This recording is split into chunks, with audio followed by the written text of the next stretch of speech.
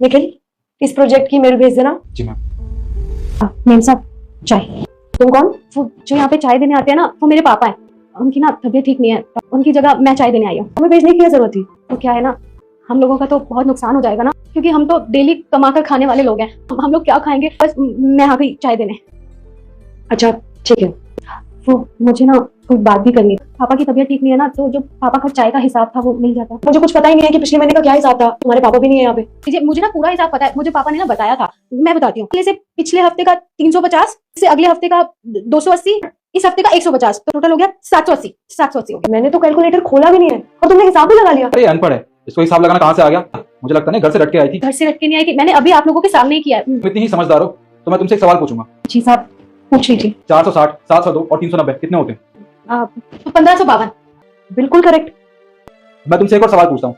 999, 769, 510, 666, 320 और 560, इनको प्लस करोगे तो कितना आएगा?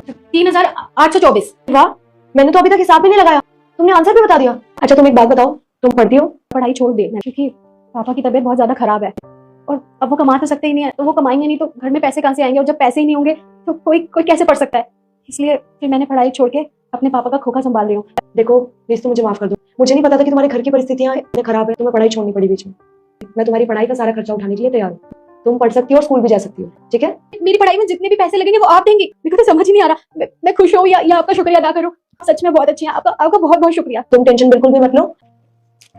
ये तुम्हारा चाय का हिसाब और कुछ एक्स्ट्रा पैसे हैं तुम्हारी पढ़ाई के लिए। मैं आपका ये एहसान कभी नहीं भूल पाऊंगी। और हाँ, अपने पापा का अच्छे से ध्यान रखना, ठीक है? जी नहीं साहब, चलती हूँ। क्लाइंट को बुला लो, मीटिंग करते हैं।